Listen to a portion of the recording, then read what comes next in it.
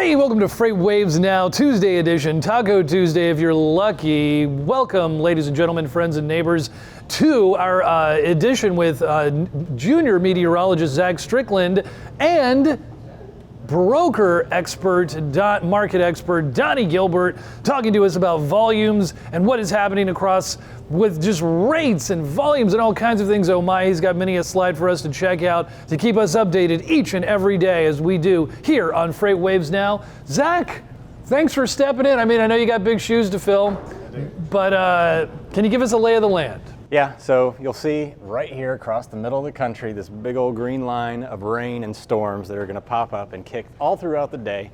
You see underneath it, we've got a 24-hour precipitation forecast heat map. So anywhere in the darker blue is going to be a lot of water. Anywhere in the lighter colors, not as much.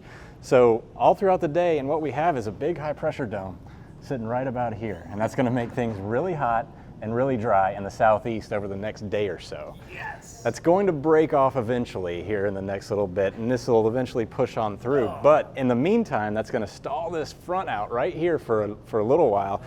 A lot of flooding potential right through this corridor right here, but also some wind activity down here in the southern part of this. Well, okay, does that have anything to do with all of the blue that is like in our key market areas? What do you have that pulled up? Yeah, no, that's the 24-hour rain forecast. Okay. So all these markets in these darker blues are at a higher risk for flooding potential. These dark blues right here, I mean, we're talking about 2 to 5 inches of rain in any of these areas. So, just no rest for the weary there in the heartland. And it's going to get stuck right here. It's, a lot of times this happens in the summer where we have these frontal boundaries kind of stall out for a little while, and it just trains the rain right over the same spots all the way up into the Midwest. So here in the next, I think over the weekend, this should start gliding on out. But it won't be as significant of impact to the southeast as it is right here over the next day or so. Thank you very much. Is that having any pressure on volumes or anything that we're seeing? I don't know, but tender volumes are going up right now. We'll just call that a tease and not stealing Donnie's thunder right there. Thank you so much, filling in very well for the senior chief meteorologist. So it's not his fault, he's just calling the shots like it is. Don't blame the junior meteorologist, Zach Strickland. You know, we've been telling you a lot about Transparency 19, but what we'd really like for you to do is check out this cool video.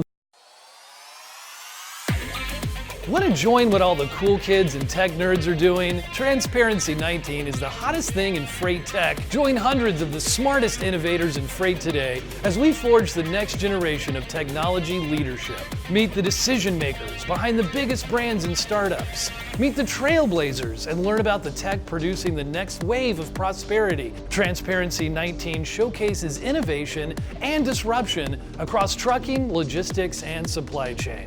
Join us in Atlanta at the Georgia International Convention Center for this power-packed event to keep your business on the leading edge of innovation. Old school is out, new school is in.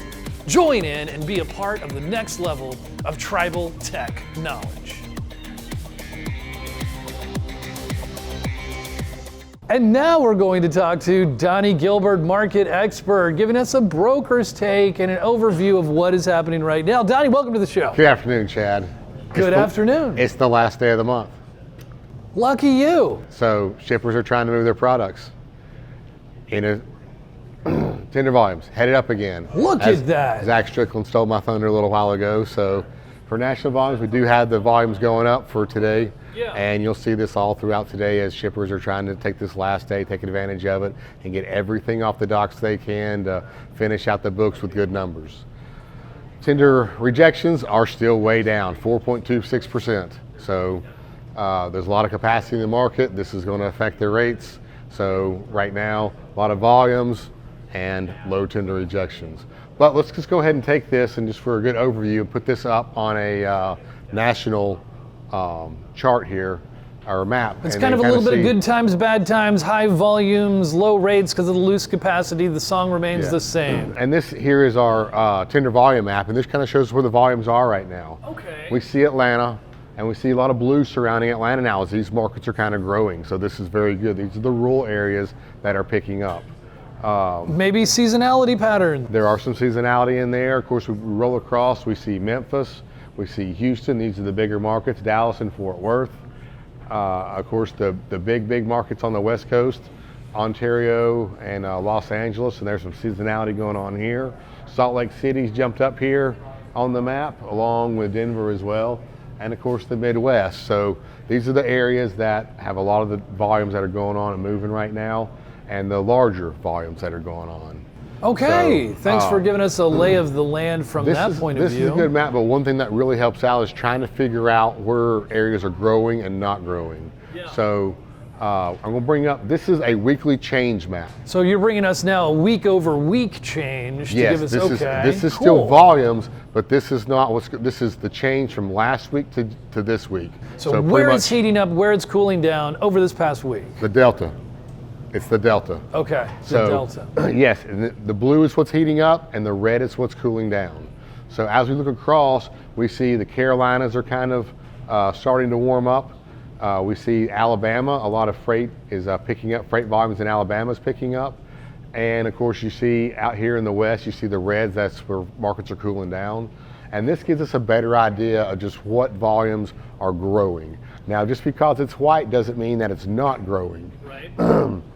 If you look at our legend down here, you see it's really got to break about 11% almost before it starts to turn a light blue, or decrease about 11% before it turns a light red. So the ones in white can be changing within 5, 6, 7% and not showing up yet. So you have Miami. Miami's actually dropped about 5% in volume. Lakeland's grown about 3%, but it's still white. Jacksonville's kind of stayed the same. And Savannah's actually picked up about almost 10%, so it didn't actually quite shade.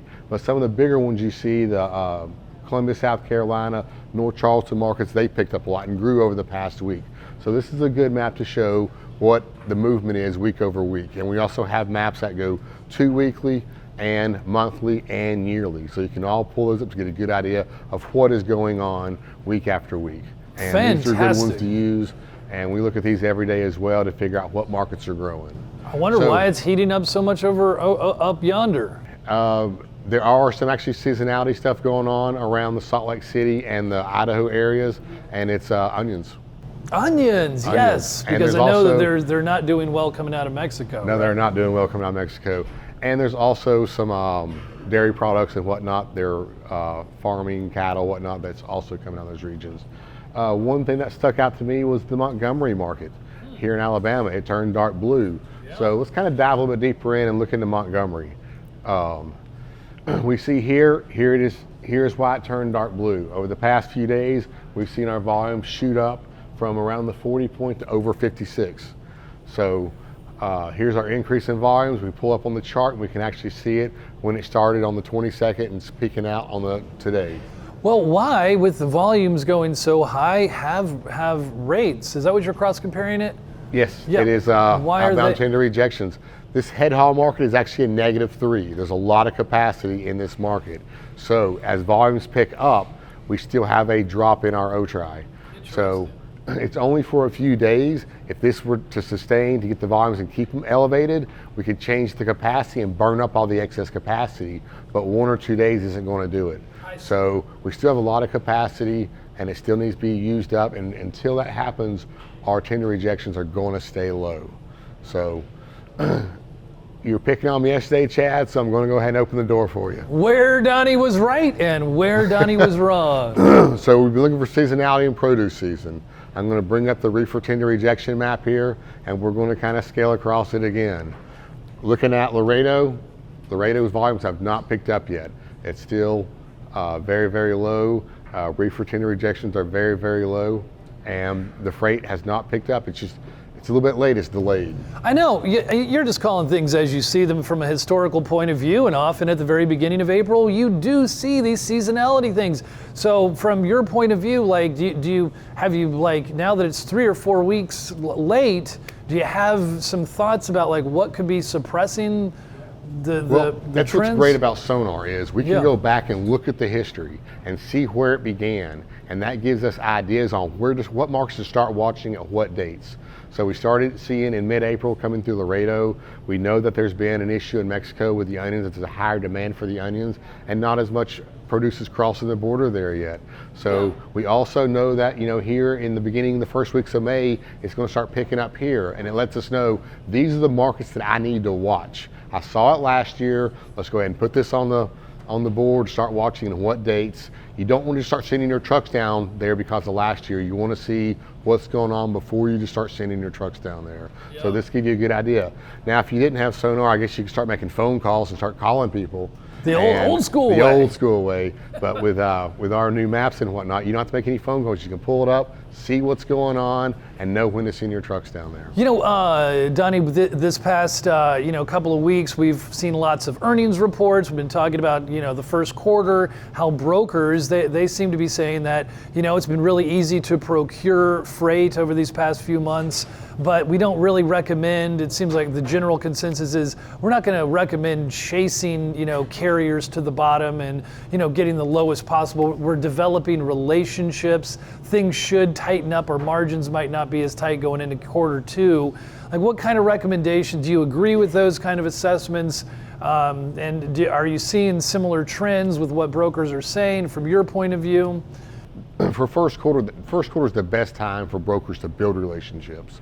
That's when carriers need the freight and need to keep their trucks rolling. So if they can pair up with a broker and that broker really build a relationship with that carrier and keep their trucks moving, they build a good bond, and when seasonality rates hit these areas, that carrier is more willing to work with them and not run the rates up quite so much on that broker, which is going to help the broker out. So a broker for the first quarter should really be trying to find as many companies as they can, knowing the lanes that they need to run and building relationships. And as those continue on and knowing, I've said it 1,000 times, know where they want to run to and find them freight.